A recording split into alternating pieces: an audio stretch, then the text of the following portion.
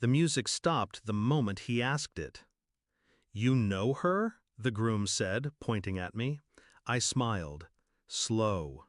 Cold. More than you think." And just like that, the wedding hall turned into my stage. 10 years earlier, I was nothing. At least that's what they made me believe. My family had a golden daughter, my younger sister, Sophia. Beautiful, charming, adored. And then there was me, the awkward one, the ugly high school grad. That's what my own mother called me the night of my graduation, when I begged them to attend. "No one wants to see you in those photos. You'll embarrass us." They didn't show up. Not my parents, not Sophia, not anyone. I stood alone, in a cap and gown, while other families clapped and cheered. That night I walked home under streetlights, diploma in hand, and carved a silent promise into myself: they'd regret erasing me. I vanished from their lives. They thought I'd stay invisible. They were wrong. While Sophia basked in attention, I worked in silence. College scholarships, internships no one bothered to ask about. Nights spent building something they couldn't measure in beauty contests or gossip. When others partied, I studied. When they laughed at me, I learned to sharpen edges they couldn't see. By 25, I owned what they envied most: control. My name whispered in boardrooms, my signature shifting markets, my hand pulling strings they never realized existed. And through it all, I stayed silent, waiting. The betrayal came full circle when I received Sophia's wedding invitation. At first I thought it was mockery. Then I saw the groom's name, Adrian. He was mine once, my only secret, my first kiss, back when I was 16 and invisible.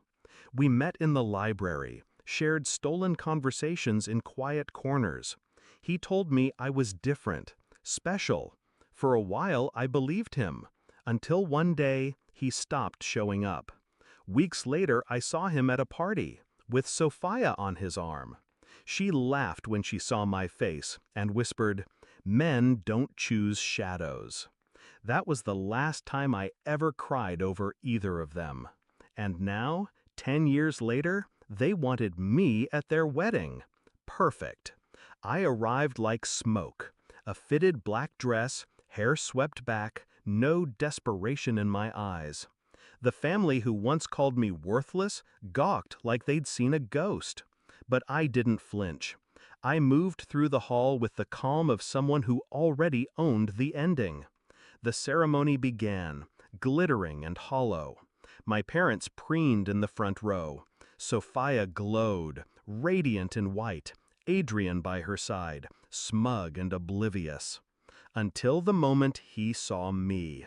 His face drained, recognition flickering. He whispered something to Sophia, but she brushed it off with a smile. At the reception, he couldn't resist. He approached, glass in hand, trying to sound casual. "You look different." I tilted my head. "No, you just never looked properly." That's when he asked, "You know her?" loud enough for the table to hear. And I gave him the line I'd carried for years. "More than you think." The silence after was delicious. I leaned closer, voice low but sharp. "You remember the scholarship fund you bragged about last year? The investor who made it possible? That was me. You remember the property your father lost? Who do you think bought it?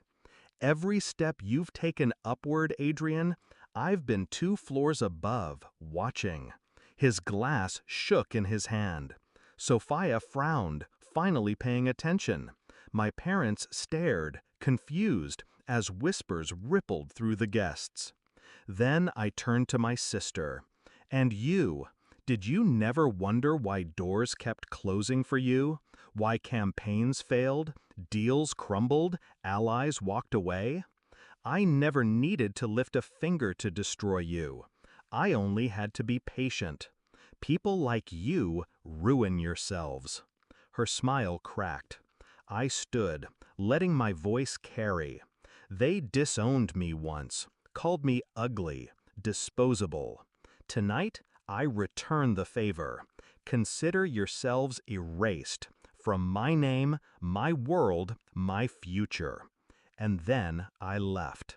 Not hurried, not shaken. I walked out as the whispers grew louder, their empire of glitter collapsing under the weight of truth. That night, I sat in my car and looked at my reflection in the rearview mirror. Not beautiful, not ugly, just me, stronger than the girl they discarded. Revenge hadn't been fire or fury. It had been silence, patience, and precision. Now, when they look back, they'll remember not the wedding, not the vows, not the flowers. They'll remember the moment the forgotten girl stood up, smiled, and reminded them all, shadows don't disappear, they wait. And when the light burns out, they're all that remain.